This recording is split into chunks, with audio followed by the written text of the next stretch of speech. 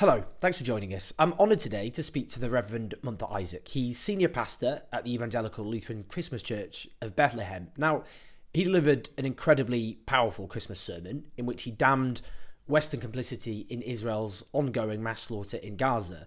Before we speak to him, let's hear an excerpt from that sermon. If you are not appalled by what is happening in Gaza, if you are not shaken to your core, there is something wrong with your humanity.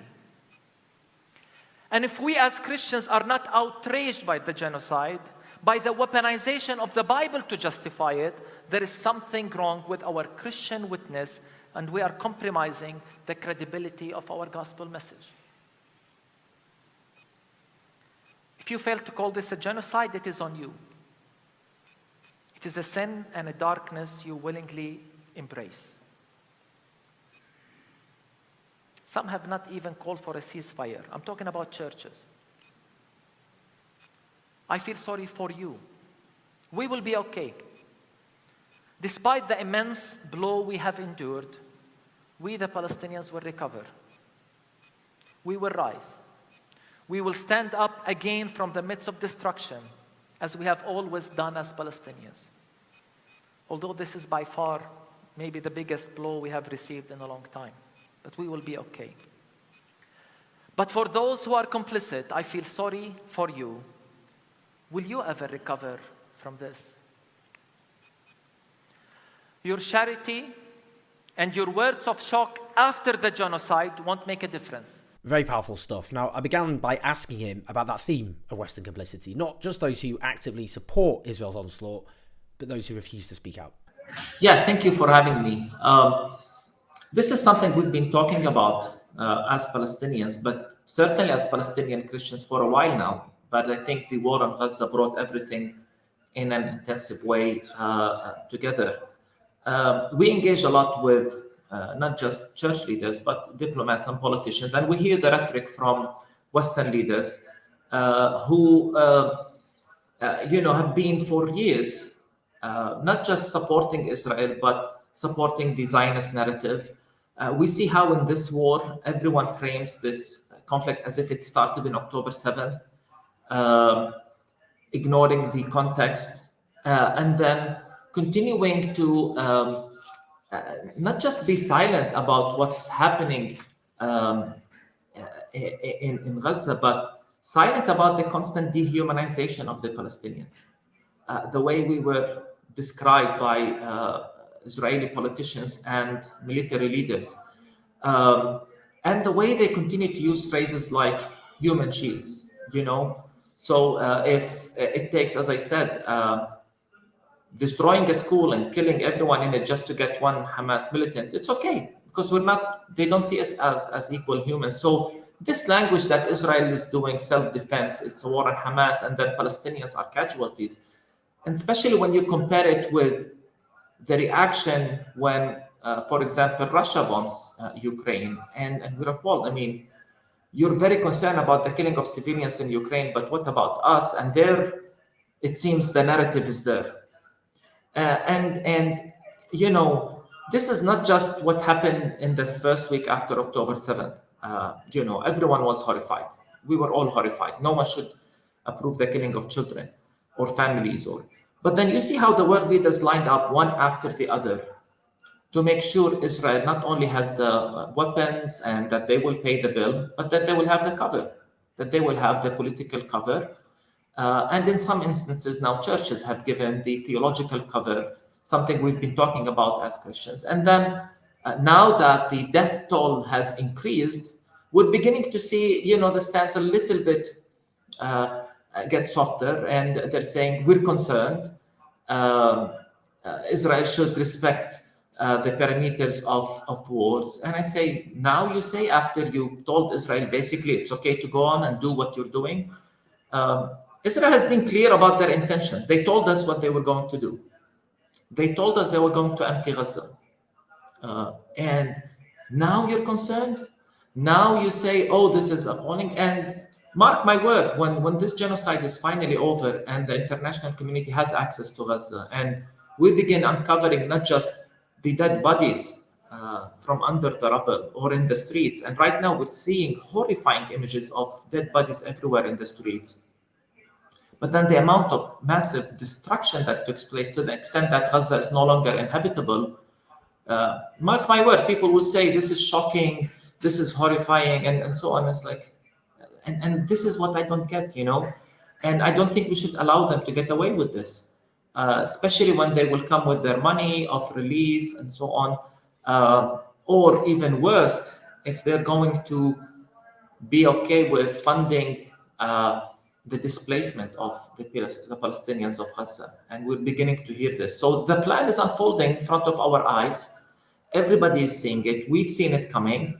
And now, next people will feel the moral obligation to support these refugees and help resettle them. And Israel gets away with ethnic cleansing. And the Western world gets away with looking as the nice people who helped resettle the Palestinians. I can't, why doesn't the world see it? I'm just interested in that point you made about intent being so overtly spoken. It's not actually subtle. And this is still framed as, Israel versus Hamas.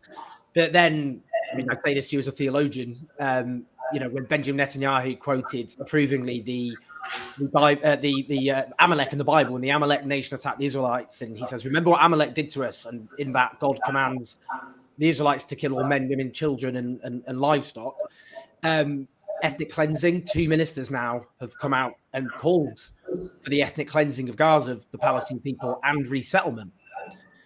But that's not how it's framed, is it? I just wonder from your perspective, you're obviously in the West Bank, Bethlehem, but as a Palestinian, you're seeing this framed still as a war between Israel and clamping down on Hamas. But that's not how the West is framing it, even though the intent is spoken very clearly. Yeah, I think this shows the importance of narrative and how everything is framed. The colonization of our land was framed as Jews returning to their homeland.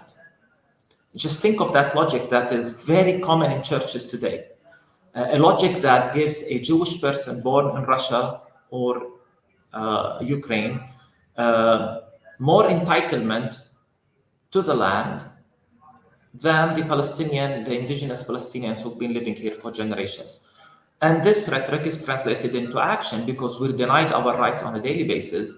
We're being forcibly displaced from our land. Even in the West Bank, people are leaving and are forced to leave for several, reasons, and sometimes they can't even come back to their land. But any Jewish person can resettle, and the world seems okay with this. And again, it's part of the framing of the conversation. Jews coming back to their homeland, and it goes back, a land without people. How common that phrase was, and the land had people. Of course, they knew that the land had people, but it's okay. These people go to Egypt, go to Jordan. And that continues to be phrased today, denying us of our identity, of our rootedness in the land, while framing it as if a Jewish person anywhere in the world has more rights and is entitled to the land. Sadly, theology has played a part of it. We've been challenging what we've called the theology of empire for years now as Palestinian Christians. And even today, many progressive Christians would say this is a just war. Israel has the right to defend itself. And just that language, and it's a very common language in this war. And notice the power of that language, because it turns the colonizer into the victim and the colonizers into the aggressors. And I've been saying it. Have we forgotten that the state of Israel was built on the ruins of the towns and villages of the very same Gazans that are now being pushed out again? So that language ignores the entire context, ignores the reality on the ground that Israel has been suffocating those Gaza in an inhuman siege for 16 years, where even the amount of calories were calculated, what amount of calories should enter Gaza during these 16 years. But by insisting and repeating that Israel has the right to defend itself, the whole narrative is completely reversed, and now we are the aggressors, not the other way around. I was just wondering as well, your thoughts on South Africa's submission to the International Court of Justice, and this is accusing Israel of genocide. I've read through the document. I don't know if you you've looked at it. It's extremely detailed, lengthy document. I just wondered your thoughts on that, because obviously, you get occasionally hand-wringing from Western leaders who arm and back Israel as they continue to do so. Joe Biden will say it's indiscriminate, which actually is confessing to a war crime, because indiscriminate bombing is a war crime. But then that's walked back by a spokesperson. So I'm just wondering, I mean, what do you have hopes about that submission in terms of how it could actually put Israel under pressure on the question of genocide? Yeah. So, but first, I think it's important to acknowledge the connectedness with the South African context, because even those working against anti-apartheid were called terrorists, and who supported the apartheid regime. And there were churches that even provided the theology for the apartheid regime. South African church leaders who've been coming to visit us in Bethlehem for years have been calling this an apartheid regime. In fact, they would tell us this is worse than apartheid. And they've been pleading with the world. And just as they were ignored when they were suffering from apartheid, the very same church leaders are now ignored by Western church leaders. And I think the same will happen with the South African government. That's why I think we can't get around this without mentioning racism here. It's part of the whole equation. But these moves are important, because unless Israel is held accountable, they will go on doing with what they're doing. I mean, when I used to explain the situation on the ground for visiting church leaders, and most of them would say, we didn't know. And then how does this happen? And I say, Israel gets away with it because they can. No one holds them accountable. They do it because they can. And not just they are never held accountable, they don't have to pay for it. The occupation is profitable. And now with this war, they're not paying for it. So unless they are held accountable, and unless the world shows that they are serious about the international law, then I don't know what good is it to have such bodies that sets laws and hold people accountable.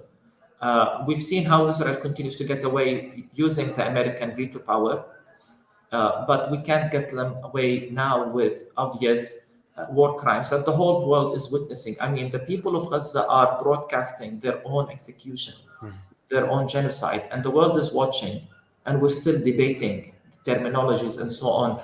I hope there is a serious effort from not just South Africa, we're grateful, but for others, because unless they are held accountable, they will continue to do it because they can. Just finally, you're a Christian. Most of the countries which back and arm Israel are dominated by Christianity and by leaders who call themselves Christian. And even if people of those countries aren't Christian, they're culturally very informed by Christianity in lots of ways. What would your plea be to those in the West who either still buy into the idea that this is Israel defending itself, or don't feel able to speak out, feel scared to speak out, maybe accused of, smeared, attacked, that kind of thing? What would your plea to them be, based on how history will judge all of us, I suppose? Yeah, I'll be very clear, because I think that the magnitude of the killing, the genocide that is taking place right now demands what I'm going to say. History will hold them accountable. This is the time to act. This is the time to speak. History will hold you accountable, and history will ask, where were you when this was happening in Gaza? When children were killed on such an unprecedented level that we've seen in recent history. Where were you? And if the answer is we were praying for peace, this is the kind of soft spirituality that I've been challenging, and many of us have been challenging, because it gives the cover that we're peaceful, we're good people. We pray for both sides equally. And I think true peacemaking demands that we take sides, demands that we speak truth to power and call things by their name.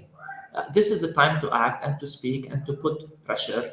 And this is the time to act by our moral and ethical standards as Christians who are demanded to speak justice, to defend the oppressed, and to be thirsty even. Jesus said, blessed are those who are thirsty, hungry for righteousness. Right now, the situation in Gaza is beyond horrible. It's literally hell on earth. And I think as many people will continue to ask, where was God? Me as a pastor, I will continue to ask, where was the church? It's a very powerful, I think, expression of moral leadership from you, Munther, and I really, really appreciate it. It's a very difficult time. It's very difficult for you. I know the pressure you must be under at the moment is incredible, but I think your voice is so important right now. So I was really delighted for you to join us. For those watching, do share this video and like and subscribe. But Munther, honestly, that was a real honor. Thank you so much. Thank you. Thank you.